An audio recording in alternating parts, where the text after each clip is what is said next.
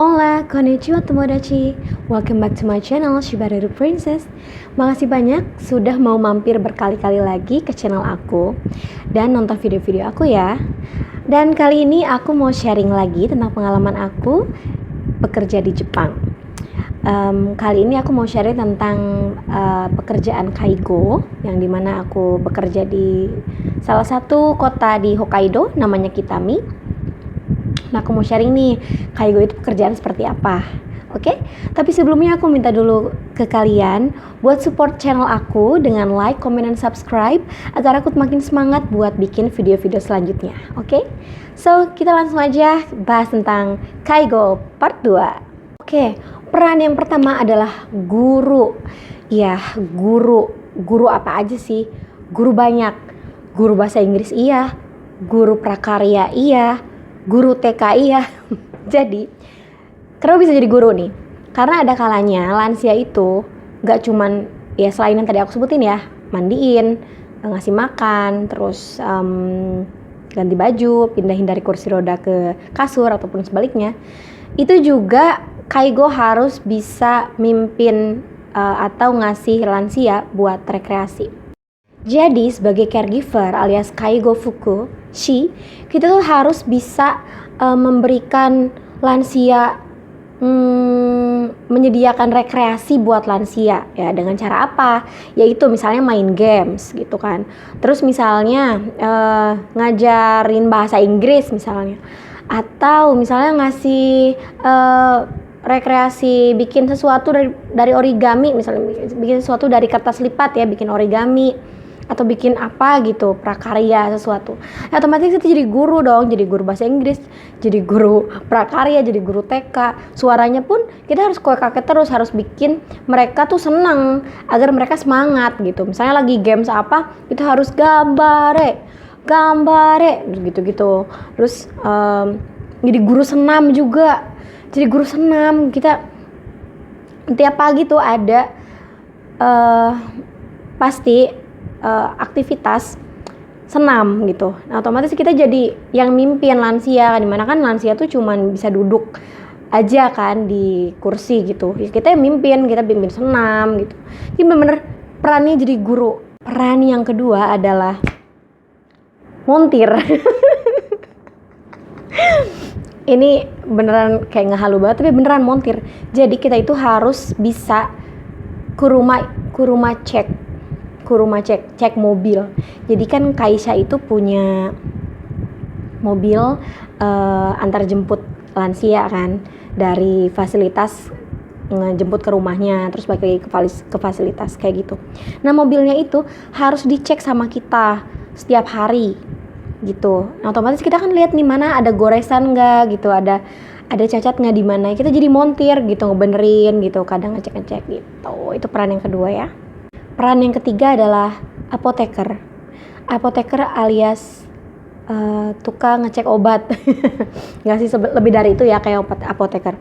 Tapi memang salah satu pekerjaan kaigo itu memang harus bisa mengecek obat lansia yang diberikan setiap kali makan pagi, siang dan malam. Dan obat-obatnya itu harus benar-benar dicek gitu. Yang mana pertama obatnya disimpan di tiap kotak, terus ada orangnya lagi yang ngecek bener nggak nih gitu, berapa butir obatnya, berapa kantong kayak gitu-gitu. Terus kalau udah diminum obatnya, dibalikin lagi tuh si bungkus yang udah kosong, dicek lagi, oh ini udah kosong nih bungkusnya, balikin lagi ke tempat wadah yang emang khusus buat obat bungkus obat yang udah kosong kayak gitu. Itu jadi kerjaan yang berikutnya, yaitu apoteker tuh harus bisa ngecek obat. Dan selanjutnya guys adalah tukang bersih-bersih. Tukang bersih-bersih alias tukang bersihin WC, terus juga bersihin kamar mandi, bekas mandi ya. Nah, itu harus bisa karena biasanya kalau bersihin WC sih pekerjaan anak malam, itu harus bisa, namanya toiresoji ya.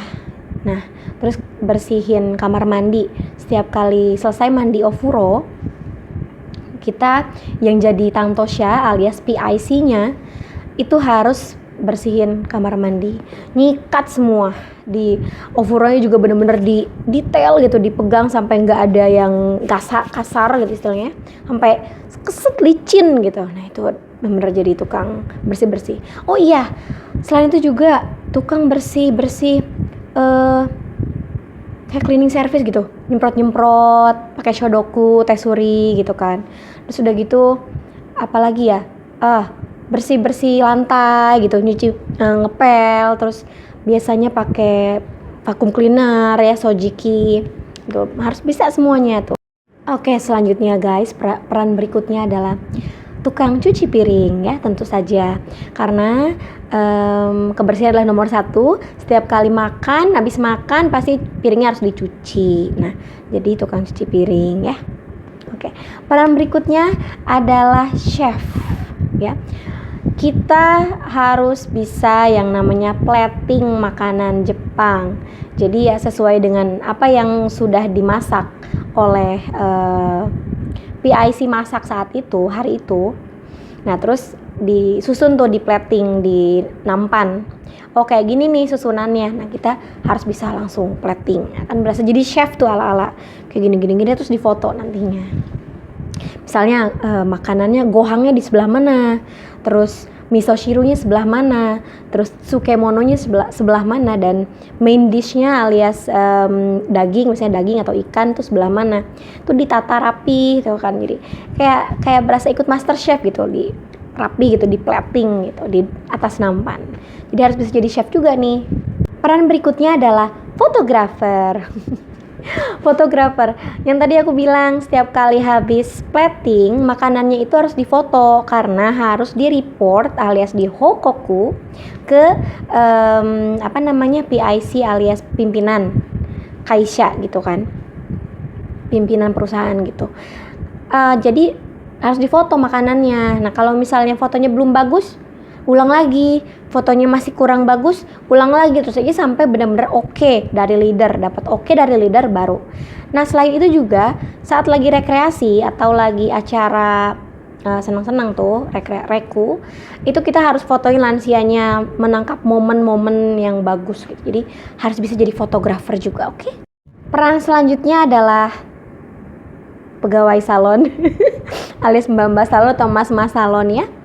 Jadi setiap kali mandi atau furo, habis mandi, itu pasti kan si kaminoke-nya basah. Jadi kita harus pakai hair dryer buat keringin.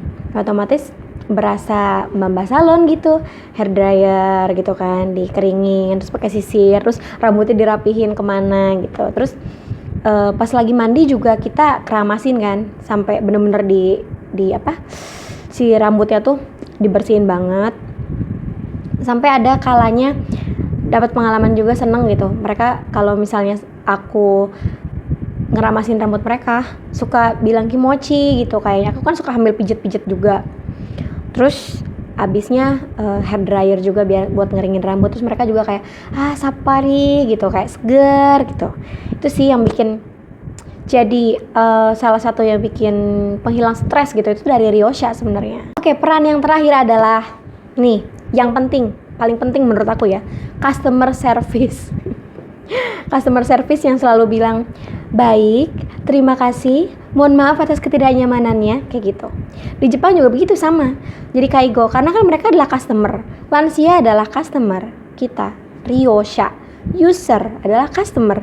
Kita ini adalah yang ngebantuin mereka, yang ngasih service. Ya otomatis kita jadi customer service mereka. Kalau misalnya mereka nggak mau mandi, mereka marah-marah sama kita, ya kita bilang gomenasai, moshewake arimasen, sumimasen gitu. Terus mereka marah-marah, mereka pengen digarukin punggungnya, kita bilang sumimasen nih, kekanaide, nggak boleh gitu kan. Terus kalau misalnya mereka rewel nggak mau makan, kita bilang gomene, harus makan karena nanti kalau nggak makan komata gitu, dan lain sebagainya. Pokoknya kita bener-bener act like customer service ke mereka. Kalau misalnya mereka susah buat haburashi atau hamigaki, ya kita sebisa mungkin rayu-rayu dulu ala-ala customer. Kalau mereka marah ya kita cuman bilang maaf aja, gimana lagi gitu kan kerjaannya gitu. Banyak sekali ya peran untuk Kaigo ini, yang tadi aku bilang gak cuman ngekaigoin secara garis besarnya, tapi juga banyak peran lain yang harus kita kerjakan begitu. Well, itu dia barangkali yang bisa aku sharing kali ini ya, tentang peran-peran di luar peran utama sebagai Kaigo alias caregiver. Yang bisa aku pikirin sih itu aja ya mungkin perannya. Nanti kalau ada lagi aku bakal sharing lagi deh di video berikutnya ya. Well anyway, makasih banyak guys udah mau dengerin sampai akhir dan nonton video aku. Saigo made kite kurete arigatou gozaimasu.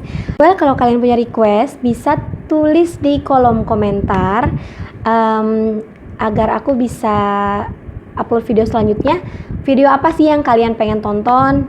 Permintaan apa sih yang pengen kalian supaya bisa aku bikin gitu buat di video selanjutnya. Oke deh, makasih banget ya udah mau nonton video aku sekali lagi. So, see you on the next video guys. Keep smiling, keep chin up. Sehat selalu. Semangat selalu. Bye-bye.